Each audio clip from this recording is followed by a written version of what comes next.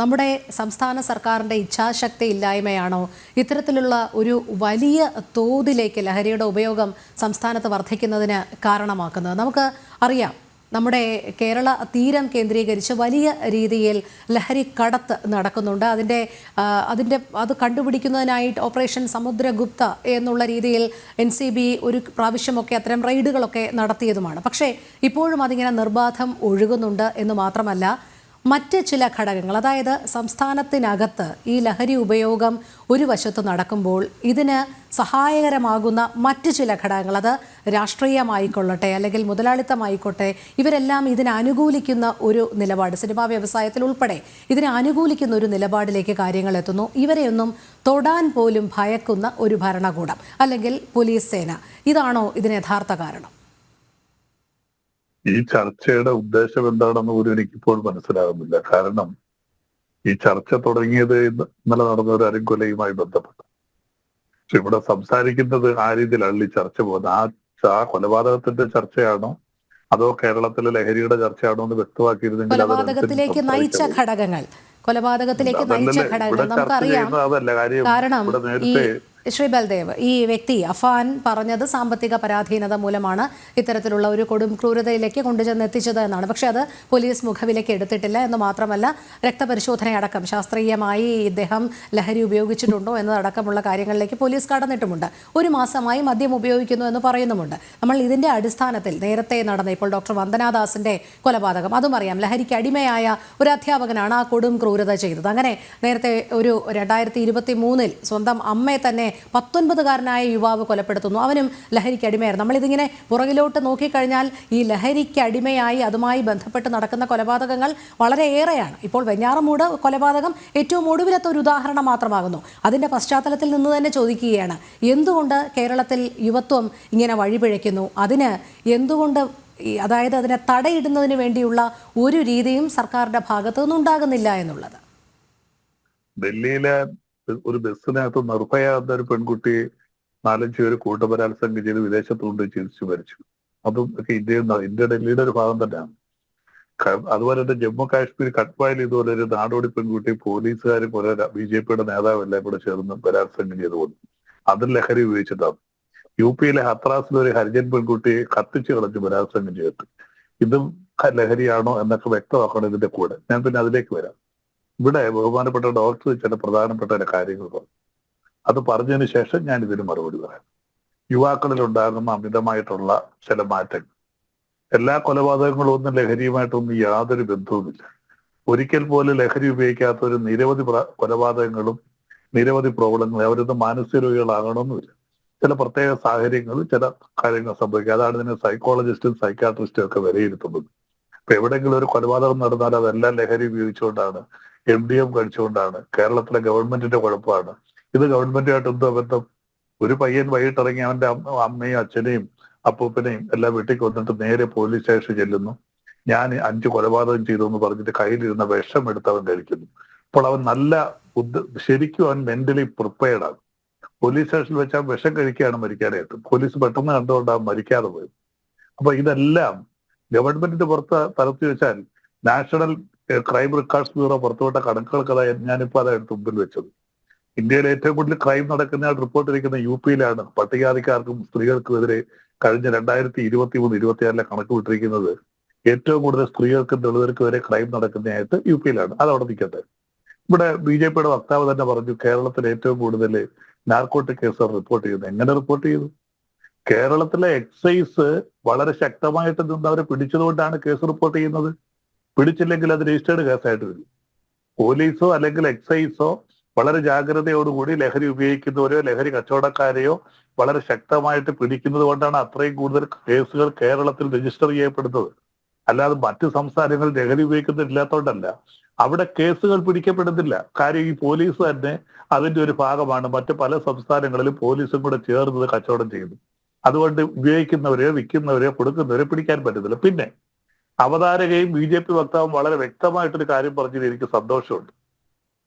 കേരളത്തിന്റെ കടൽ തീരത്തുകൂടിയാണ്. പണ്ട് ഇന്ത്യയുടെ അതിർത്തി, മറ്റതിർത്തി, കടലില്ലാത്ത അതിർത്തി ഇന്ത്യയിൽ 4000 ചില്ലാനം കിലോമീറ്റർ ഉണ്ട്. ആ 4000 ചില്ലാനം കിലോമീറ്റർ കൂടെയായിരുന്നു ഇന്ത്യയുടെ മറ്റു രാജ്യങ്ങളിൽ നിന്ന്, അഫ്ഗാനിസ്ഥാനിൽ നിന്ന്, മറ്റു രാജ്യങ്ങളിൽ നിന്ന്, ആഫ്രിക്കൻ രാജ്യങ്ങളിൽ നിന്ന് ലഹരി വന്നിരുന്നത്. ബോർഡർ BJP ഗവൺമെന്റ് ശക്തമാക്കി, നല്ല കാര്യം. പക്ഷെ ഇന്ത്യയുടെ കടൽ തീരം എന്ന് പറഞ്ഞാൽ ചെറുതൊന്നുമല്ല. കേരളത്തിൽ 500 ചില്ലാനം കിലോമീറ്റർ ഉണ്ട്. ഈ കേരളത്തിന്റെ കടൽ തീരത്തോടുകൂടെ വരുമ്പോൾ ആർക്കാണ് ഒരു ഉത്തരവാദിത്വം? കടലും ഗവൺമെന്റുമായിട്ട് ബന്ധമില്ല. സംസ്ഥാന ഗവൺമെന്റ് അധികാരപരിധിയിൽ വരുന്നതല്ല കടല്. അതാകെയുള്ളത് 20 നോട്ടിക്കൽ മൈലാണ് സംസ്ഥാന ഗവൺമെന്റ് അധികാരപരിധിയിൽ വരുന്നത്. ഇത് കഴിഞ്ഞാൽ പിന്നീട് വരുന്നത് കേന്ദ്ര ഗവൺമെന്റിന്റെ അധികാരപരിധിയാണ്. അപ്പോൾ വിദേശത്തുനിന്ന് കേരളത്തിലേക്ക് ഒരു ലഹരി മരുന്ന് കടൽ വഴി കൊണ്ടുവരണമെന്നുണ്ടെങ്കിൽ കേന്ദ്ര ഗവൺമെന്റിന്റെ അധികാരപരിധിയിലുള്ള കടലിലൂടെ വരണം. അത് നിയന്ത്രിക്കുന്നത് കോസ്റ്റൽ ഫോഴ്സോ നേവിയോ ഒക്കെയാണ്. അതൊന്നും സംസ്ഥാന ഗവൺമെന്റിന്റെ കീഴിൽ വരുന്നതല്ല. ഇപ്പൊ കേരള തീരത്ത് കപ്പലിലോ ബോട്ടിലോ ഒക്കെ ലഹരി കൊണ്ടുവന്ന് ഇറക്കുന്നുണ്ടെങ്കിൽ അതിന്റെ പരിപൂർണ ഉത്തരവാദിത്വം കേന്ദ്ര ഗവൺമെന്റിന് തന്നെയാണ്. പക്ഷെ ആ ലഹരി ഇവിടെ ഇറക്കുമ്പോൾ കേസ് എടുക്കുന്നുണ്ടെങ്കിൽ അത് കേരളത്തിലെ എക്സൈസ് വകുപ്പിന്റെ കഴിവാണ്. പിന്നെ ഒരു കാര്യം കൊണ്ട് ഞാൻ പറയാം. ഈ അടുത്ത സമയം നിങ്ങൾക്ക് അറിഞ്ഞുകൂടാമെങ്കിൽ ഒരു പക്ഷേ പിടിക്കുന്ന സൈക്കാട്രിസ്റ്റ് അദ്ദേഹം അത് വായിച്ചിട്ടുണ്ടാവും. പോസ്റ്റ് കോവിഡ് ആയിട്ട് ബന്ധപ്പെട്ട് യുവാക്കളിൽ ഉണ്ടാകുന്ന മാറ്റം വേൾഡ് ഹെൽത്ത് ഓർഗനൈസേഷൻ മറ്റ് പല ഏജൻസികളും പഠിച്ചു. അതിനകത്ത് അദ്ദേഹം വായിച്ചിട്ടുണ്ടാകും. ഈ അടുത്ത സമയത്ത് ഒരു 10-20 ദിവസം മുമ്പ് റിപ്പോർട്ട് പുറത്തു വന്നിരുന്നു. വളരെ സമാധാനപരമായ സ്കാൻഡിനേവിയൻ രാഷ്ട്രമാണ് നോർവേ. അതുപോലെ തന്നെ സ്വിറ്റ്സർലൻഡ് വേറെ രാഷ്ട്രമാണ്. ഇവിടെയൊക്കെ വളരെ കൂടുതലായിട്ട് യുവാക്കളിൽ അക്രമാസക്തി, യുവാക്കൾ കൂടുതലായിട്ട് വയലൻസ് ആവും. ഇത് അന്തർദേശീയ റിപ്പോർട്ടാകും. അത് കാരണം എന്താ? പോസ്റ്റ് കോവിഡിന് ശേഷം പല യുവാക്കളിലും മാനസികമായിട്ട് ഒരുപാട് മാറ്റം ഉണ്ടായതായിട്ടാണ് അവരുടെ റിസർച്ച്. ഞാനൊന്നും പഠിച്ച റിസർച്ച് ഒന്നല്ല. അത് ഏറ്റവും കൂടുതൽ കണ്ടത് ഏറ്റവും കുറച്ച് ക്രൈം റിപ്പോർട്ട് ചെയ്യുന്ന നോർവേ എന്ന രാജ്യത്ത്. അതുപോലെ തന്നെ സ്വിറ്റ്സർലൻഡ് ക്രൈം വളരെ കുറവാണ്. ഏറ്റവും ഹാപ്പിയസ്റ്റ് രാജ്യങ്ങളാണ്. ലോകത്തെ 10 രാജ്യങ്ങൾ എടുത്താൽ ഹാപ്പിയസ്റ്റ് രാജ്യങ്ങളാണ് അവിടേക്ക്. പോസ്റ്റ് കോവിഡിന് ശേഷം പക്ഷെ അവിടെയും ചെറുപ്പക്കാര് വയലന്റ് ആയിട്ട് മാറുന്നത്. അതിനെക്കുറിച്ച് അന്തർദേശീയ തലത്തിൽ പഠിച്ചുകൊണ്ടിരിക്കുകയാണ്. അപ്പൊ ഇവിടെ ഈ അടുത്ത സമയത്ത് ശരിയാണ്, ഞാൻ ഇല്ലെന്നൊന്നും പറയുന്നില്ല, വളരെ കൂടുതലായിട്ട് ക്രൈം എന്ന് പറഞ്ഞാൽ പ്രത്യേകിച്ച് മക്കൾ അച്ഛനെയും അമ്മയും വെട്ടിക്കൊല്ലുന്നു, സഹോദരങ്ങൾ വെട്ടിക്കൊല്ലുന്നു, തൊട്ടടുത്ത രക്തബന്ധുക്കളെയാണ് ഏറ്റവും കൂടുതലായിട്ട് ഇപ്പോൾ കൊലപാതകം നടക്കുന്നത്. അപ്പൊ അത് ലഹരിയുമായിട്ട് ബന്ധമുണ്ടോ? ചിലർ ലഹരിക്ക് അഡിക്റ്റാണ്. ഇപ്പോൾ ജയിലിൽ നിന്ന് പുറത്തു വന്ന ഒരു പുള്ളി വേറെ വീട്ടിൽ ചെന്നൊരു സ്ത്രീയെയും ഒക്കെ ഭർത്താവിനെ കൊന്ന കഥ നമുക്കറിയാം. അദ്ദേഹം ലഹരിയൊന്നും ഉപയോഗിച്ചിട്ടല്ല. അതൊരു മാനസികാവസ്ഥയാണ്. അദ്ദേഹത്തിനോട് എന്തോ തെറ്റ് ചെയ്തിട്ടുള്ള ഒരു പ്രതികാരം വീട്ടുകയായിരുന്നു. അവിടുത്തെ ലഹരിയല്ല അതിനടിമ. അപ്പം എവിടെ എന്ത് കൊലപാതകം നടന്നാലും അത് പിണറായി സർക്കാരിന്റെ കുഴപ്പം കൊണ്ടാണ്. കടൽ തീരത്തൂടെ സാമൂഹിക വിപത്തിനെ നിയന്ത്രിക്കേണ്ട ബാധ്യത സംസ്ഥാന സർക്കാരിനില്ലേ?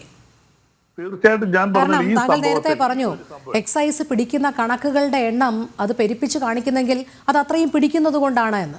താങ്കൾ പറഞ്ഞ കേരളത്തിന്റെ അതേ സാഹചര്യം തന്നെയാണ് UP-യിലും. ക്രൈം റെക്കോർഡ്സിൽ ഏറ്റവും മുന്നണിയിൽ നിൽക്കുന്നതാണെങ്കിൽ പോലീസ് അത്രയും കേസുകൾ ക്രൈം റെക്കോർഡ്സിലേക്ക് വരുന്നത് കൊണ്ട് തന്നെയല്ലേ? അത് ഒരു വശത്ത്.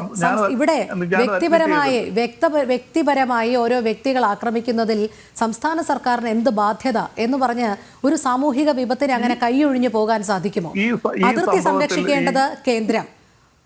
വ്യക്തികൾ തമ്മിലുള്ള കൊലപാതകത്തിന് പിണറായി സർക്കാർ എന്തു പിഴച്ചു?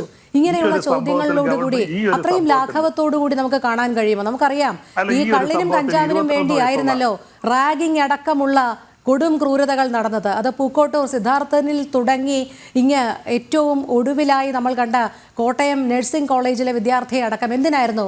ലഹരി ഉപയോഗത്തിന് പണം കണ്ടെത്തുന്നതിനായി.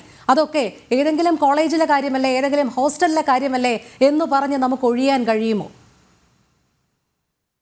ഞാൻ തുടക്കത്തിലെ പറഞ്ഞല്ലോ, വളരെ കൂടുതലായിട്ട് ക്രൈം നടക്കുന്നുണ്ട്. പല സംഭവങ്ങളും അങ്ങനെ നടക്കുന്നു. പക്ഷെ ഈ സംഭവം ഇത് നടന്ന 21 വയസ്സാന്ന് തോന്നുന്നു ആ പയ്യന്. ആ 21 വയസ്സുള്ള പയ്യൻ ഒരു ദിവസം വൈകിട്ട് 5 മണിക്ക് ഇറങ്ങി 5 പേരെ വെട്ടിക്കൊല്ലുന്നു. ഇത് ഗവൺമെന്റുമായിട്ട് എന്തോ ബന്ധം? പോലീസുമായിട്ട് എന്തോ ബന്ധം? അവൻ നേരത്തെ ഒരു കുറ്റവാളിയാണെന്നോ അങ്ങനെയുള്ള യാതൊരു റെക്കോർഡുകളുമില്ല.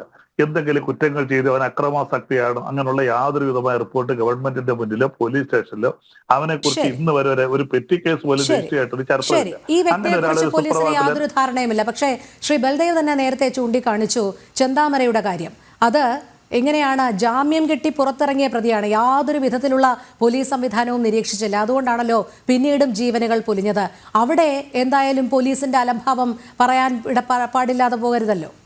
ഇല്ല, അതിന്റെ ചർച്ച ഞാൻ പറഞ്ഞല്ലോ. അതിനകത്ത് പോലീസ് വളരെ കൃത്യമായ അലംഭാവം കാണിച്ചിട്ടുണ്ട്. അതിന്റെ പല ചാനലിൽ ഞാൻ ചർച്ചയിൽ പങ്കെടുത്ത ആളാണ്. നിങ്ങൾ പറഞ്ഞു സിദ്ധാർത്ഥിന്റെ കാര്യത്തിൽ ഞാൻ പറഞ്ഞാണ് തെറ്റ് ചെയ്തിട്ടുണ്ടെന്ന്.